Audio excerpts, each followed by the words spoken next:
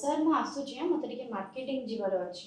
अरे एबे कौन ମୋ ଭାଇ ମତେ ଫୋନ କରିକି କାନ୍ଦୁଛି କି କାହିଁକି ମୋର ନୂଆ ଡ୍ରେସ କିଣା ହେଇନି, ମୋ ନଖରେ କପା ହେଇଛି। अरे नखरे कपा हेले खुशी रे तुम ड्रेस किनी पारिबो बट आमर नख होउची शरीर पई दर्पण भली जदि नखरे कपा किंबा धला धला स्पॉट होउची ताहले आपण जानंतु जे आपनक बॉडी रे जिंक रो डेफिशिएंसी अछि।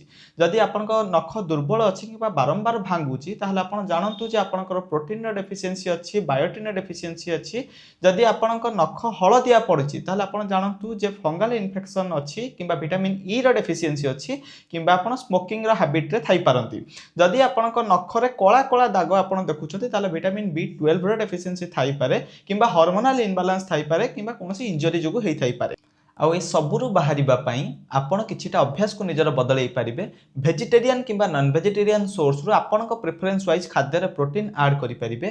बायोटिन और विटामिन ई रो डेफिशिएंसी पई आपण बादाम किंबा सीड्स ऐड करि पारिबे। आउ आयरन रो डेफिशिएंसी को कंट्रोल करिया पई बीट रूट किंबा पालंग साग नै पारिबे। आउ बोनस रे गोटे टिप्स दउची निजर पानी पीबार अभ्यास को फॉलो करि पारिबे। सबु को बढ़िया भाबरे अप्लाई करिबा पई।